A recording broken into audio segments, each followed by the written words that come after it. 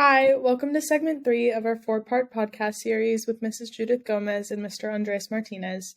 We hope you enjoyed the first 2 parts. Here's part 3.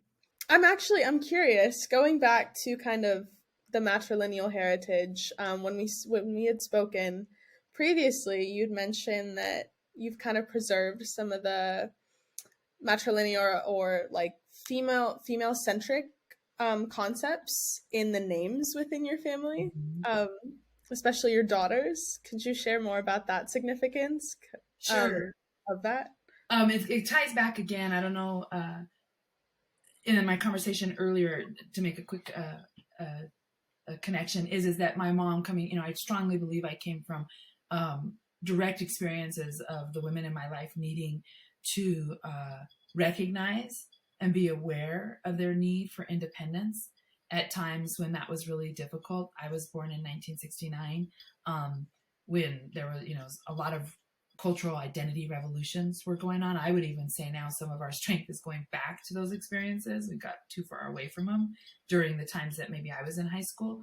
So now currently possibly going back, which is a really rich experience for my daughters.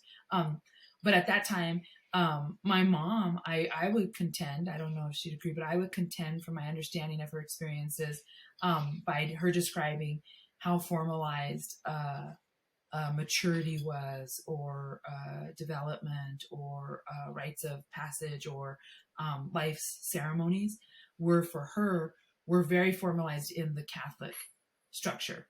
And then it was a benefit and an enrichment to do those with your cultural influences. But for her and foremost, it was the religious structure. So I would listen very closely to that because I couldn't relate to the religious part of it. I really fought hard to hold on to the cultural aspects.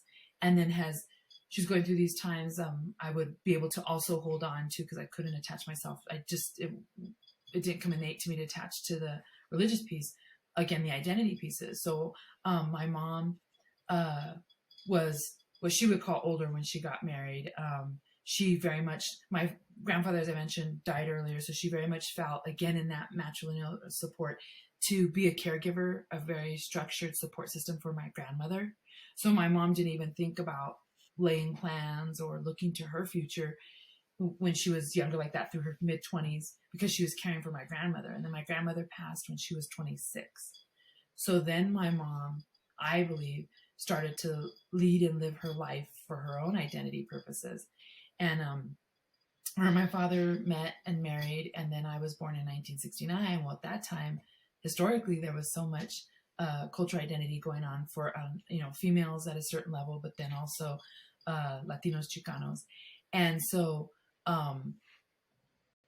when my mom had me, we still had the opportunity, even through my second brother, who was born in 73, we still had cultural ties to curanderas, who were, again, the medicine healers of our community. So she had those practices which went on that I believe enriched my experience as a female being born in those times, because I was directly connected to those types of experiences. They hadn't been stripped from our culture as much as they are today. So I believe that was an influence to me. So I was able to hold strong to that. I think my mom, this experience of her being able to hold on to her identity as a young woman for so long, she was very strong minded about her name. And for her, I think that's what she held on to for her identity purposes, coming through this whole religious experience, which served her very well for some of her life experiences. But for her cultural experience, having the language, the Spanish language, kept her strong in her identity. Also having the experience of her identity, her maiden identity of Borjon for so long. So when she married around that time, before I was born, like in 69, she did take on the name of Gomez. My parents did separate, as I had told you, but she always had this reverence for her name. I'm sure to keep on a connection with her father, since he died so young, but I truly believe it was her matrilineal, her sense of wanting to stay connected to that. So as kids growing up, since I was still quite young when they separated at 12, Borjon was very, very, very important to her. very strong to her. And the minute her and my father separated, a huge part of that was going back to her name. And so she held on to that. And somewhere that rested with me. And because my mom, one of the most fundamental concepts she raised me on was having to be independent. And again, I think that was very much a cultural experience that she was raised with. Her aunties and everybody guided the family. So when somebody, again, similar to my dad's family, where my aunt would sign up for them to go into the military, when there was a funeral, when there was anything that was going on or something that needed to be decided, there were particular aunts in my mom's family who did that. So very much had those experiences. The minute she got divorced, she went back to her maiden name. I had all of those reverences to have. So when we went to think about naming our children, I don't even know how much, because Andres and I basically grew up together. We've been together now 35 years. We met in high school and we're together since high school. I don't know how much I even had to necessarily embed the value of it. He knew about both one because he had been around so long. So I tell that long story to emphasize how important the names were. The other thing my mom did, which is a total twist on the story, and which I believe is one of the most matrilineal concepts that has influenced me in these modern day times, is that for as much, and I hope I've emphasized it to make the point, for as much as my mom formally practiced religion and had it influence her, she equally believed in the need of independence for women. So much so, I'll tell you that when it came time for me to go to college, hands down, that was critical. Nothing else mattered. She saw that as the key to my independence. She felt like through my childhood, she taught us we had to work, we had to be dependable, and not, for the man, but for the corporate man, the man, but for us to be able to be stable and healthy and to be able to endure whatever comes, right? Because by then we were experiencing different health conditions and families and communities, etc. She emphasized my education so much. Like I said, I had met Andres in high school. She did not speak to Andres until the day I graduated from high school. He would come college. He would come to visit. Oh. And she wasn't, it was rude in our societal structures, but she didn't intend it for that. And it was difficult. It was harsh. It was traumatic for both of us. But it was the seriousness of being dedicated to my independence. That's the definition for me of matrilineal influence. And the day I graduated from college, when she knew, because she believed that was one of the main components of me being able to maintain my independence, she greeted him. And to this very day, he has been on some pedestal that none of us understand. And it's half funny, but it's very, very real. And it was what was so impressionable. And during that time, for as religious as she was, and I know because the church, which had her heart, would stand up there and tell her, oh, you need to be married to be together. She overrode those formalities and said, no, you need to go to school. If you want to be with him, okay, I can't control the whole world. I'm not going to acknowledge it. That's not a thing for me, whatever. And so she did not side with her guidance of the church and the religion, make us be married to be together. So I had that whole time to formulate my identity, to go to school for myself, as far as she was concerned and supporting me. And so then I had the experience of having my Gomez name for all that time. And as I came to my identity, and then, then we got professional, and we needed to be professional. We were passionate about our personal academic influences, reading more about our culture, reading more about politics and economics and understanding that there was then no rush to be married because we were already together. And on the other hand, then it was real. Then I knew that my mom, marriage is very sacred to her. It is not a thing you play with. So then I got a little intimidated and didn't want to have anything to do with it, because I was just young and it had been laid out for me for so long that it was, that school and this and that, my plan for so long, that marriage wasn't a part of it. So I didn't have that reverence for it. So I then got to keep my name, Gomez, for a long time. And then I started to have Gomez members of my family pass and could not could not give up my name as my identity. And so it wasn't for me so much of a feminist independence thing. I had just been able to independently form my identity to such a strong stance as a female that I was connected to my name to be connected to the ancestors on my dad's side of the family. And I felt like I was connected to what my mom wanted because I was independent in the exact manner she gave her whole life for. So it was a perfect balance for me. And so I didn't think much about how Andres felt about Martinez or maybe his family. And there's gazillions of Martinezes in the world. Come on. Yeah, and we do. We find, again, like I said earlier, we find ourselves in a, sort of a precarious place of, what academics might call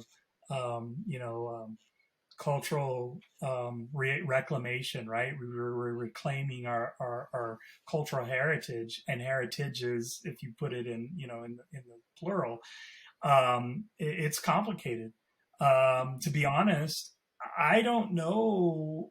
We don't know what our daughters are going to do with what we've started as a tradition in our family. So their names are Gomez Martinez, no hyphenation. And it roughly follows an indigenous matrilineal way of doing things. I mean, we both are named after we both carried our father's names following the colonial, the colonized version of things. And no shade towards that. It is what it is. But now our daughters carry their mother's name first and mine second. And I think we just kind of leave it to them to decide, well, how do you want to yourselves want to sort of handle that? Because it's interesting. And I've had we get a lot of questions about that. Well, wouldn't you want to keep, your names as your mother's maiden names? And it's like, well, I guess we could do that. I mean, my mom's quote unquote maiden name, which itself is a really problematic terminology, is Borrego. Well, again, same thing, we run into the same problem. I talked to my grandpa Borrego once on the phone. And so to what extent, that name has meaning to me per se is really limited. So it's complicated. We felt the need, and again, this was nothing we read in a book anywhere or anything like that. We felt the need to stay true to an indigenous way of doing things, and that was our sort of way of doing that, I guess. On the Gomez side, it was highly influenced, though. When you brought a baby into this world and they're so magical, you better come with a good name. We have beautiful names in the Gomez side of the family. I could go on and stuff, and our favorites and everything. So there's always this low key drive in me to just be very aware of how I named my kids when it came that time to even think of those things, because we had such beautiful names in the Gomez family. So even the first name is a part of our identity in the sense of the story it tells. Remember, I was saying that I was born in 1969 when my mom was going through a lot of identity thoughts for herself, either together or separate with my father, and on many levels. And she wanted to name me Judith. And remember, my mom is fluent in Spanish, and she wanted to name me Judith. And so the J in the Spanish language is the silent H, but so it comes out when you look on my birth certificate as Judith. So by the time she started, and it starts from when you take your child to the doctor, is how she explained it to me. It went awry because they would say Judith, and Judith is a commonplace name in the American culture. And so it got away from her. The naming of her own daughter got away from her. And so I became Judith. I was not the Judith that she had wanted. And same thing when I met Andres, he was Andy at school. Yeah. And so our own names, our own cultural identity that our parents had hoped for us got away from us. It literally, yeah. I went to kindergarten, and my kindergarten, some random person decided my name was Andy, and it stuck. It really is literally as simple as my that. mom, but she also taught me them. And so the cycle of names go on. My brothers have beautiful names, Eduardo and Jaime, and they stuck. So it's the most, I am so proud of my mom for that. She didn't give up, and she continued. And so those were the things that influenced us for names when it got to names. Was to, think about it for identity. Think about it for family recognition. My uncles, I knew, and my aunties on the Gomez side. Almita, Alma. The reverence for it when she was born. And then for Isel, oh, that's a beautiful name. We were pretty deliberate that we were going to come up with names that couldn't be, people were going to have to work pretty hard to twist around or change or whatever. And we were pretty deliberate about that. We wanted names that had cultural significance that we hoped our offspring would someday connect to and feel proud of. And that would take some pretty deliberate work to change. Personally, I've had some challenges with my name. I used to hate my middle name. Oh. It was so hard to pronounce. It's an Indian middle name that my parents had put a lot of thought into. There was, I think my grandparents were involved in India as well. Some kind of alignment with, the stars in the universe that also played that's very an influence into that. Yeah. And I knew that I knew the story behind my name, but it never really resonated with me. And I always was like, oh, I don't want to tell people my middle name. Like, I don't want to have to say it. And then, I go by the nickname Gabby. So, anything to have, a shorter, less complicated, and honestly, more convenient name. Yes. For people. But I've come to realize that independence and uniqueness in who you are and in formulating your own identity. So I guess growing up, I've come to realize that there is significance, not just with my parents in naming me, but now it's come to resonate with me personally. And so I now have a genuine relationship with my name and what it represents for me. I like that. Genuine relationship. That's I love that. Yes. So yeah, and it honestly, it's building over time, and being added to that through my different experiences with different people in different environments. So yeah, I've come to really value my name and what it represents for who I am as a person. Yeah, that's incredible. That's a great story.